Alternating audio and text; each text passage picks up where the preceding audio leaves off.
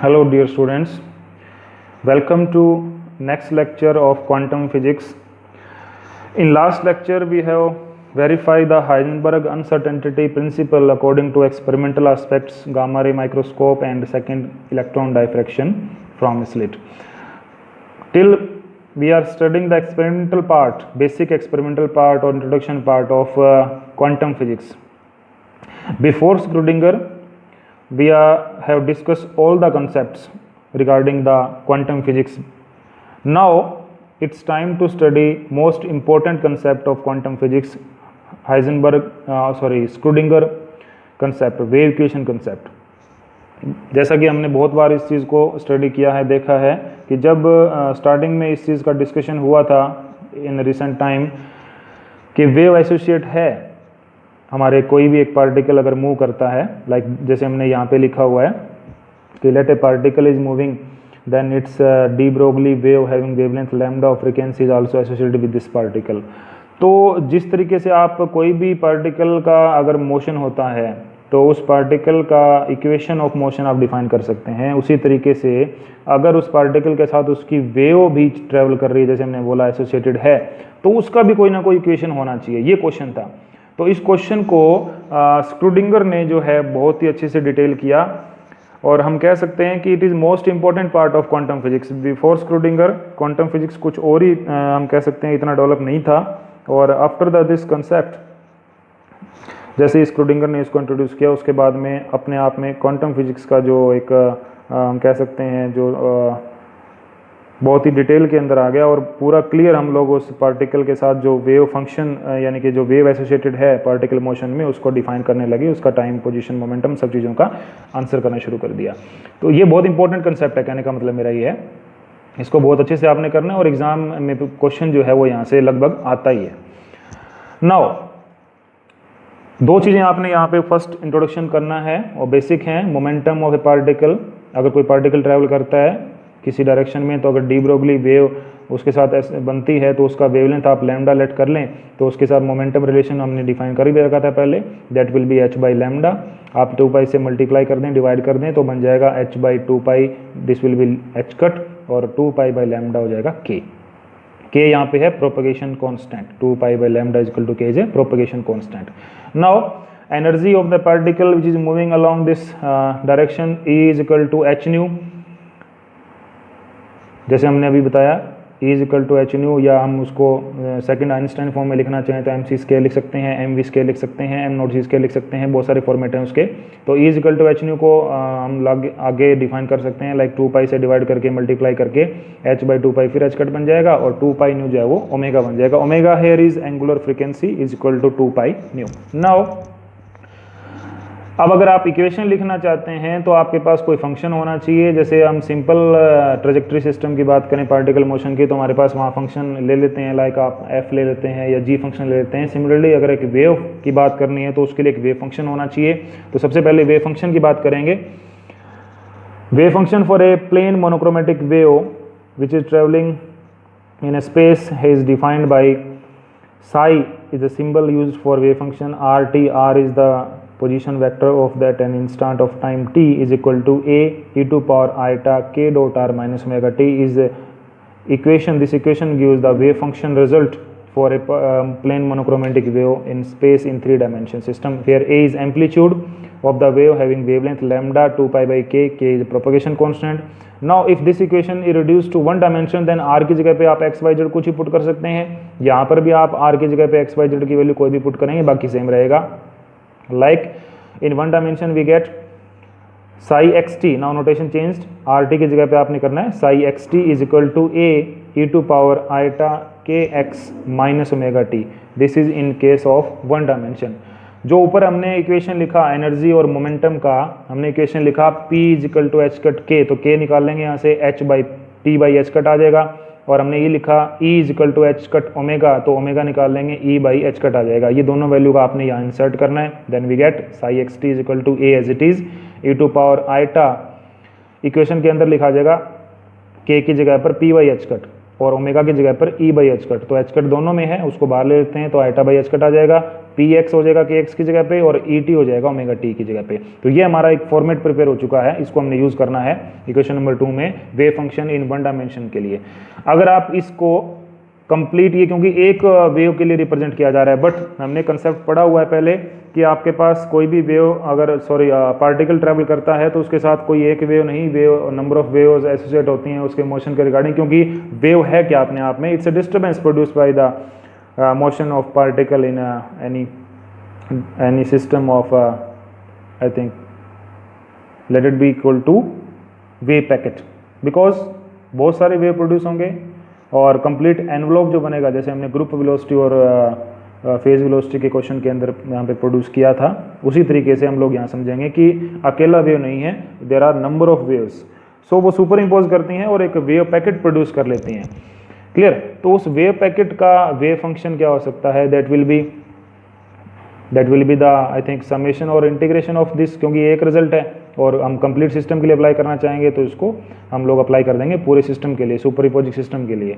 Now इसके बाद में अगर हम लिखना चाहें complete in one dimension for wave packet, wave function हमारे पास हो जाएगा 1/√2 pi H cut minus infinity to plus infinity, A P is the amplitude for complete result of wave packet and E to power iota H cut P x minus E T into D P. इस integration के answer से हमें पूरा system का answer पता लग जाता है from limit minus infinity to plus infinity of the momentum. ये हमारा है वेव फंक्शन का result for wave packet in one dimension. अभी हम वन डायमेंशन में काम करेंगे, उसके बाद हम चल पड़ेंगे आगे 3 डायमेंशन में। नाउ अब मैथमेटिकल है सारा, यहाँ तक समझना था, आगे मैथमेटिक्स है।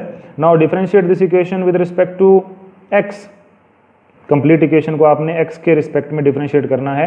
Then we get left side curly psi by curly x और del psi by del x is equal to 1/2 pi H cut is a constant outside the integration, AP is also constant written as it is, DP is also written as it is. We want to integrate the equation, differentiate the equation with respect to x. Now इस पे काम होगा तो e की power में जो भी होता है एक बार तो as it is लिखा जाता है, फिर हम देखते हैं कि x का फंक्शन क्या है। तो यहाँ पे क्या है p into iota by H cut, तो हमने लिख दिया इसको आगे p into iota by H cut. Clear? ये आ जाएगा। अब हम इसको थोड़ा सोल्व कर लेते हैं। जो आइटा बाई एच कट था उसको इधर ले आएंगे तो आइटा बाई एच कट हो जाएगा एच कट बाई आइटा, पर आइटा से मल्टीप्लाई और डिवाइड करने के बाद में वो बन जाएगा -1 iota H cut curly psi by curly x is equal to the same relation, सिर्फ p आ गया एक्स्ट्रा, यहाँ पे बाकी सब सेम है। Again let it differentiate this equation with respect to x। तो ये साइड में iota H cut minus iota H cut रहेगा, curly square psi by curly x square बन जाएगा इज इक्वल टू ये एज इट इज रह जाएगा। Equation में आपका सारा वही डाटा आना है, फर्क कहाँ पड़ेगा, x के साथ जो कंपोनेंट है वो आ जाएगा iota by H cut into P. तो iota by H cut into P, P पहले एक पड़ा हुआ था, p हो जाएगा p स्केयर, बाकी सब सेम है, कर लेंगे आसानी से। सो अब फिर हमने इसको लेके आना इधर, आइटा बाई एच कट को इधर लेके जाएंगे तो एच कट बाई आइटा बनेगा, आइटा से आइटा कैंसिल कर देंगे और एच कट इसमें स्केयर बन जाएगा, minus sign as it is रहेगा। तो minus H cut square curly square psi by curly x square is equal to 1/√2 pi H cut minus infinity to infinity p square A P E to power iota by H cut P x minus E T into D P. अगर आप इसको detail में function को देखें तो आपके पास सिर्फ P square को छोड़कर बाकी सब सेम है। सिमिलरली ऊपर वाले इक्वेशन में देखें तो यहाँ पे p को छोड़कर बाकी सब सेम है, यानी ये p को छोड़ दें अगर तो ये साई है, और यहाँ पे p स्केयर को छोड़ दें तो ये साई है। तो आगे हम पुट करेंगे इसको p साई और इसको p स्केयर साई, ये आपने यहाँ पे ध्यान रखना है।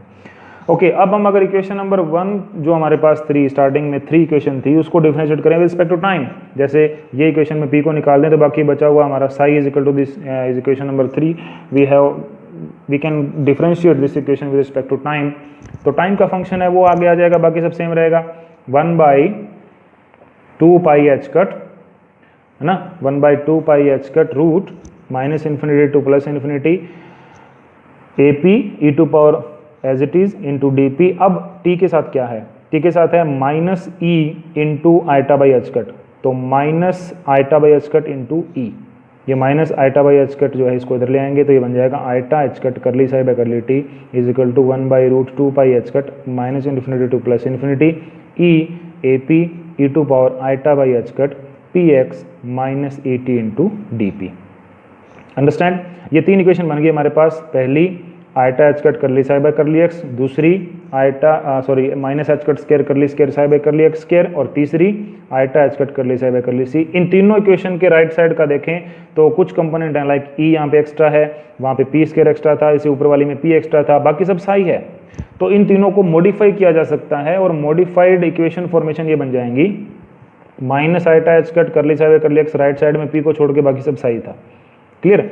Similarly minus H cut square curly square psi by curly x square में पी स्केयर को छोड़ के बाकी सब साई था, लिखा जा सकता है। And eta H cut curly psi by curly T में ई को छोड़कर बाकी सब सही था। तो ये तीन फॉर्मेट हमारे पास रिप्रोड्यूस किए जा सकते हैं, रिटर्न किया जा सकता है इक्वेशंस को।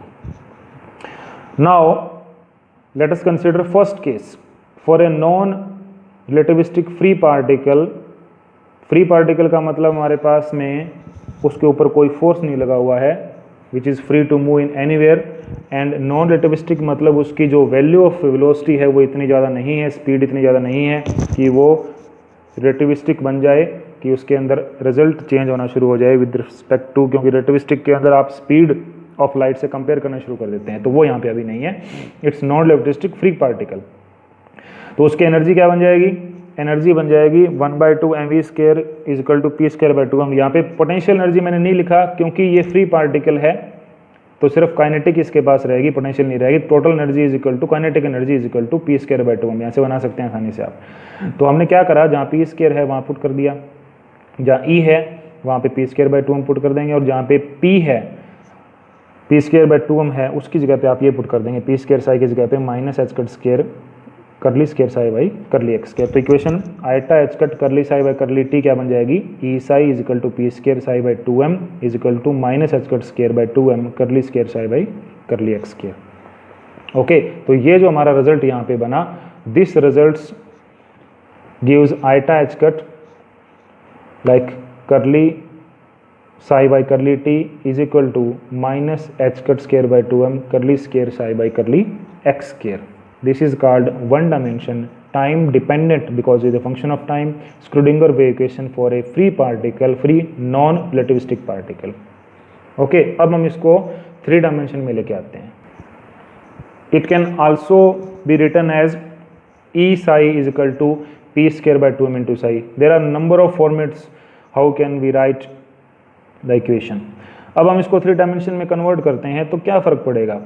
जो आपने कांस्टेंट अप्लाई किया था for normalization condition 1/√2 pi H cut था, वो 3 टाइम हो जाएगा अगर 3 डायमेंशन में आएंगे।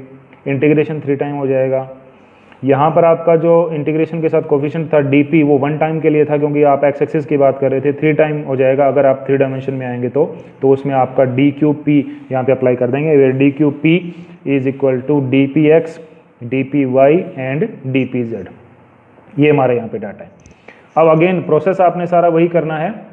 We can differentiate this equation with respect to x. अब एक्स नहीं है, आर है, क्योंकि 3 डायमेंशन है। एक बार करेंगे, फिर अगेन करेंगे तो डबल डेरिवेटिव में चला जाएगा, फिर हम टाइम के रिस्पेक्ट में करेंगे तो 3 इक्वेशन मिलेगी। तो फर्स्ट क्या बनेगी, यहाँ पे मैंने डेल लिखा है, del represents curly by curly r. जैसे वहाँ पे आपका करली बाई करली एक्स था 1 डायमेंशन में, यहाँ पे करली बाई करली आर है 3 डायमेंशन के अंदर। तो minus eta H cut del psi is equal to 1/2 pi h cut to power 3/2 as it is, integration as it is, ap as it is, e to power this value as it is, dqp as it is। फर्क क्या पढ़ना है, सिर्फ जो r के साथ component है वो आगे आ जाएगा, और वो क्या है, वो कंपोनेंट हमारा यहाँ पर है p। Okay, so there is no difference about this. Similarly आप इसको अगेन r से डिफरेंशिएट करते हैं तो आपके पास यह हो जाएगा minus H cut square del square psi is equal to 1/2 pi H cut power 3/2 minus infinity to plus infinity p square A P E to power iota by H cut p dot r minus E t and d q p. फर्क क्या पड़ा, एक P की value और आ जाएगी। Similarly if you are differentiating the equation number 12 with respect to differentiating the equation, here we have to write number 12 not 19, it's equation number 12. Equation number 12 with respect to time we get iota h cut curly by curly psi by t 1/2 pi h cut power 3/2 integration e ap e to power iota by h cut p dot r e t। अब e के साथ क्या है, T के साथ ई है, आगे आ जाएगा, बाकी आइटा एच कट माइनस का था वो इधर चला गया। तो उसी तरीके से इन तीनों इक्वेशन को फिर आप मॉडिफाई कर सकते हैं। मॉडिफिकेशन के बाद रिजल्ट बन जाएगा minus iota H cut del psi is equal to p psi, similarly minus H cut square del square psi is equal to P square psi, वही पुराना काम है यहाँ पे, iota H cut curly psi by curly T is equal to E psi. ये 3 equation बन गई। अब हम उसी केस को फिर इंट्रोड्यूस करते हैं for a non relativistic free particle. अब 3 डायमेंशन का केस है। इस 3 डायमेंशन के केस में भी आप ये लिख सकते हैं कि हमारे पास फ्री पार्टिकल है, फोर्स अप्लाई नहीं किया जा रहा, नॉन रिलेटिविस्टिक फ्री पार्टिकल है, तो मोमेंटम जो है उसका यूज करके आप काइनेटिक एनर्जी ही टोटल एनर्जी मान के चलेंगे और इसका फॉर्मूला बन जाएगा p square by 2m is equal to p x square plus p y square plus p z square divide by 2m। अब इसको यूज करना है फर्दर अब इनको अब इक्वेशंस। नाउ इन इक्वेशन को यूज करने के बाद आपके पास क्या बन जाएगा, eta H cut curly psi by curly T is equal to E psi, value put कर देंगे पी स्क्र बाई 2 और कितना है p x square p y square p z square by 2m।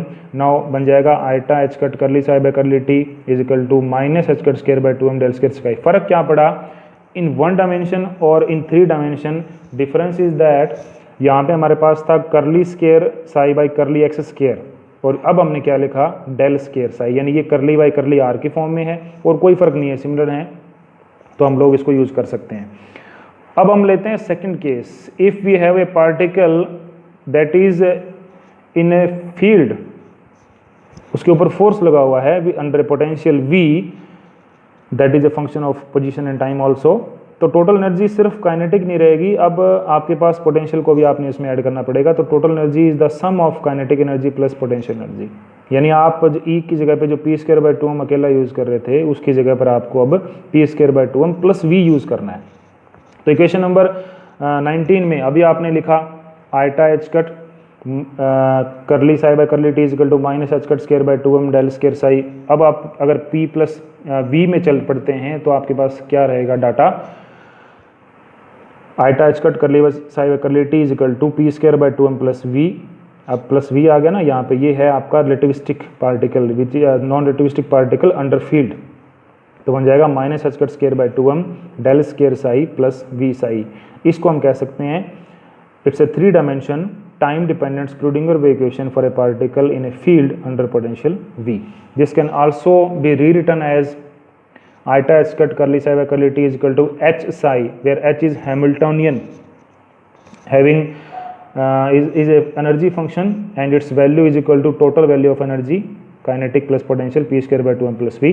तो इसको हम लिख सकते हैं, यानी E psi is equal to H psi, बड़ा आसान सा है लिखना, p square by 2m plus V into psi, format वही रहेगा, चेंज नहीं होने वाला यहाँ पे कुछ भी। तो रिजल्टेंट इक्वेशन का जो वैल्यू है हमारा वो क्या बन जाएगा, eta H cut curly psi by curly T is equal to H psi minus H cut square by 2m curly square by curly r square plus V into psi. तो ये हमारा आंसर है, फाइनल रिजल्ट है। 1 dimension में करना चाहेंगे तो फर्क सिर्फ यही पड़ेगा कि यहाँ पे करली बाई करली एक्स स्क्वायर आ जाएगा, बाकी सब सेम रहेगा। ओके स्टूडेंट्स, तो ये है आपका 1 dimension time dependent Schrodinger wave equation for a field imposed particle, और पहले वाला था फॉर फ्री पार्टिकल। तो ये कर लेना है। नेक्स्ट लेक्चर में हम स्टडी करेंगे टाइम इंडिपेंडेंट इक्वेशन को।